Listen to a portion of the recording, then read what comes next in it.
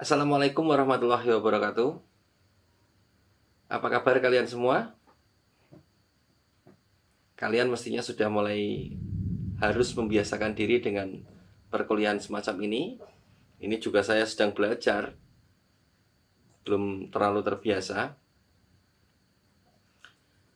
Oke, kita mulai perkuliahannya. Pada minggu lalu atau pada sesi sebelumnya, kita sudah membahas tentang uji konvergensi, bahkan sampai deret pangkat, dan bahkan kita sudah menguraikan uji konvergensi untuk deret pangkat. Kali ini kita akan lanjutkan perkuliahan dengan perluasan fungsi ke dalam deret pangkat. Nah, kalau kalian sudah punya buku saya, tentunya kalian sudah punya semua ya, baik itu soft copy ataupun hard copy. Kalian bisa melihat di halaman 20 sampai dengan 21. Di situ ada subbab perluasan fungsi ke dalam deret pangkat. Dan saya akan mencoba menemani kalian dalam mempelajari ini dengan memberikan penjelasan tambahan. Apa itu maksudnya perluasan fungsi ke dalam deret pangkat?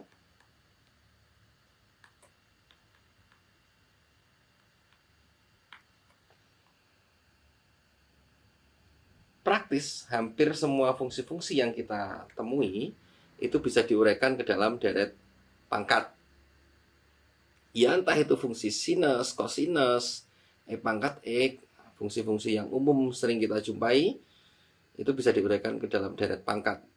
Dan manfaatnya atau kegunaannya penguraian fungsi ini itu akan sering muncul jika dalam sebuah aplikasi kita menerapkan syarat infinitesimal, atau fungsi-fungsi itu biasanya berlaku kalau kasus-kasus yang kita temui variabelnya bernilai sangat kecil atau mendekati nol. Nah, kalau kita menemukan sebuah rumusan yang mendekati nol, itu biasanya fungsi-fungsi tersebut itu didekati dengan deret pangkat. Oke, kita belum membahas tentang contoh-contoh itu dulu. Sekarang kita akan menguraikan, atau saya akan menemani kalian untuk menguraikan sebuah fungsi ke dalam deret pangkat. Pertama-tama, deret pangkat secara umum bisa kita tuliskan dengan sigma A0 AN kali X pangkat N, untuk N dari 0 sampai dengan tak hingga. Atau kalau kita uraikan bisa kita tuliskan dengan A0 kali X pangkat 0 ditambah A1 kali X pangkat 1 ditambah A2 kali X pangkat 2 ditambah A3 kali X pangkat 3 dan seterusnya. Dan untuk suku N bisa kita tuliskan AN kali X pangkat N ditambah dan seterusnya sampai tak hingga. Semacam ini. Berikutnya, fungsi-fungsi semacam sin X, cos X, pangkat X, atau ln X, ini bisa kita uraikan ke dalam deret pangkat ini. Nah, bisa kita uraikan ke sini. Jadi bentuknya sangat umum. Dan masalahnya di sini adalah nilai-nilai dari A0, A1, A2 atau koefisien-koefisien dari deret pangkat ini. Nantinya yang akan membedakan deret pangkat antara sin E, cos X, pangkat X adalah nilai-nilai koefisien ini.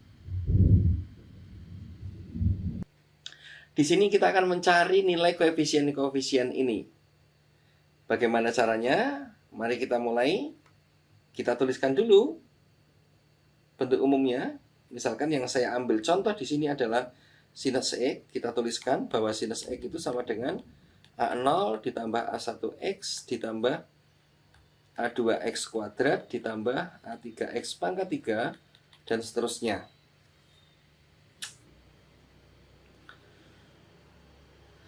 Cara mencari A0 ini kita bisa mensubstitusi X ke dalam nilai-nilai di dalam rentang konvergensi.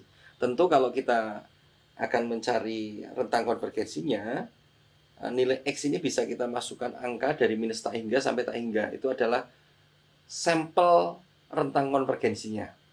Jadi kita bisa memilih salah satu nilai dari min tak hingga sampai tak hingga. Tentu pilihan yang paling mudah kalau kita mengambil nilai di pusat koordinat atau dinilai X sama dengan 0. Kalau kita substitusikan X sama dengan 0, tentu kita akan memperoleh bahwa sin 0 itu adalah 0, A0 ditambah A1 kali 0, atau A1 atau 0 hasilnya.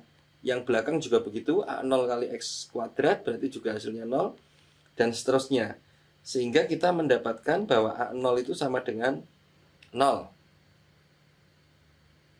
Sehingga nilai A0 di sini sudah bisa diketahui. Nah, nilai ini sudah kita peroleh. Lalu bagaimana dengan nilai A1, A2, dan A3, dan seterusnya? A1, A2, A3 di sini. Nah, kita bisa melakukannya dengan pertama kali menurunkan fungsi sinus X. Kalau fungsi sinus X ini kita turunkan, kita akan peroleh cos X itu sama dengan A0 kita turunkan ke X, hasilnya adalah 0. A1X kita turunkan ke X, hasilnya A1. A2X kita turunkan ke A2X kuadrat, kita turunkan, hasilnya adalah 2A2X. Dan kalau A3X pangkat 3 kita turunkan, hasilnya 3A3X kuadrat, dan seterusnya. Masih sama. Untuk mendapatkan nilai A1, kita harus mensubstitusi X ini ke 0. Sehingga kita peroleh cos 0 adalah 1 A1 ditambah yang ada X-nya ini.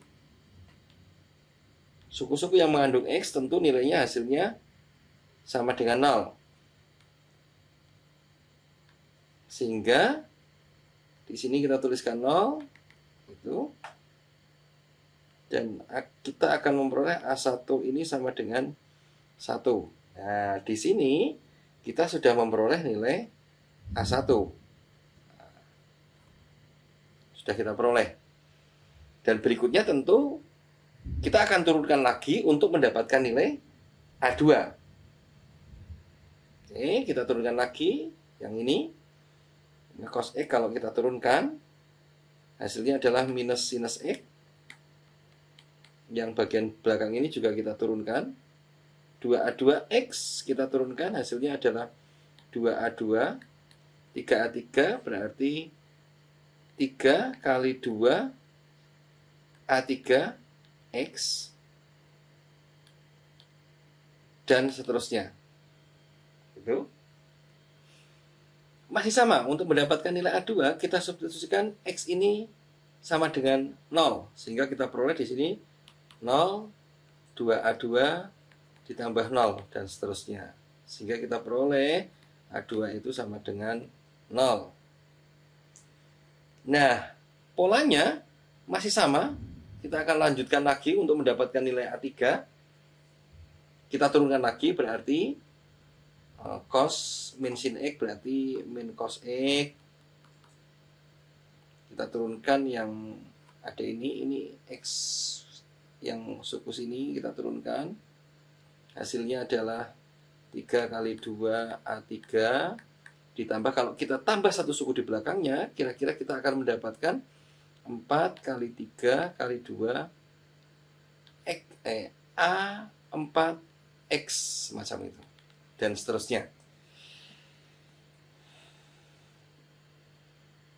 Dan masih sama lagi, kita substitusikan untuk X sama dengan 0, kita akan peroleh min 1 sama dengan 3 kali 2 A3, atau kita tuliskan A3 itu sama dengan minus 1/3 faktorial. Dengan cara yang sama, dengan pola-pola yang tadi kita turunkan, tentu kita bisa melihat bahwa kita akan mendapatkan A4 itu sama dengan 0. Nah, di sini A0 sama dengan 0, A2 sama dengan 0. Jadi untuk suku-suku yang genap, A4 nilainya sama dengan 0. Lalu untuk yang A5, kita cek polanya. Untuk yang bagian ganjil, kita bisa sesegera mungkin mencarinya. Di sini A11, A3 minus 1/3 faktorial. Nah, jadi positif negatif nanti kita bisa perkirakan bahwa A5 itu adalah 1/5 faktorial. Kalau kita lanjutkan lagi, kita akan dapatkan A6 itu ya nanti 0. A7 minus lagi 1/7 faktorial. Dan seterusnya. Sehingga hasil secara keseluruhan setelah disubstitusi dengan koefisien-koefisien yang diperoleh, saya bisa tuliskan kembali bahwa sinus X itu sama dengan 1 min X. Bukan 1, tapi X minus X pangkat 3 dibagi 3 faktorial ditambah X pangkat 5/5 faktorial dikurangi dan seterusnya. Oke, inilah hasil yang kita peroleh. Jadi fungsi sinus X bisa diuraikan ke dalam suatu deret pangkat. Dan ketika kita sudah mendapatkan deret pangkat ini, tentu langkah berikutnya adalah melakukan uji konvergensi.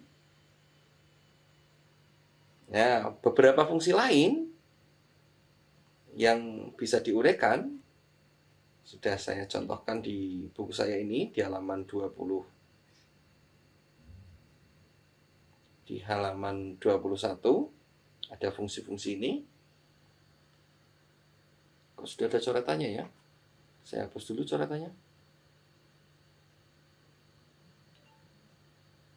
Oke. Nah, ini yang tadi kita uraikan, sinus X. Oke. Nilainya adalah ini. Dan beberapa fungsi lain yang diuraikan, ada cos X di sini, E pangkat X. Cara menguraikannya sama dengan tadi. Masih sama cara menguraikannya ya. Nah, ini beberapa hasilnya. Dan ini adalah bagian dari tugas kalian. Tugas ini adalah menguraikan, membuktikan bahwa cos X itu hasilnya adalah, kalau diperluas dalam deret pangkat hasilnya semacam ini. Cos X, E pangkat X, ln 1 plus X, dan 1 plus X pangkat P. Jadi ada 4. Kalian harus bisa menguraikannya. Berikutnya, kalau kita lakukan uji konvergensi untuk sinus X, maka kita akan memperoleh bahwa sinus X ini konvergen untuk seluruh rentang X dari minus tak hingga sampai tak hingga. Demikian juga yang cos X, E pangkat X. Dan untuk yang ln X ini agak berbeda, termasuk 1 plus X pangkat P, ini juga konvergensinya berbeda. Nah, kelima-limanya ini kalian mestinya juga harus bisa membuktikan. Jadi ada tugas juga di sini. Buktikan kekonvergenan ini.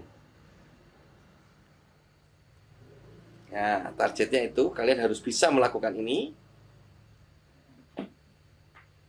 Oke, sampai di sini ada pertanyaan? Jika ada pertanyaan, silahkan kalian tuliskan di kolom komentar. Kita bisa diskusikan lagi, dan kalau memang ada perlu, nanti saya buatkan video untuk menjawab pertanyaan-pertanyaan kalian. Nah, selain itu, selain ada tugas untuk membuktikan tadi, kalian masih harus mengerjakan tugas lagi untuk latihan 1.6. Di situ ada 3 soal. Nah, silahkan dikerjakan sebagai sarana pengayaan kalian, agar kalian lebih bisa memahami materi ini. Saya pikir cukup sampai di sini kuliah kita kali ini. Sampai ketemu di kuliah-kuliah berikutnya. Wassalamualaikum warahmatullahi wabarakatuh.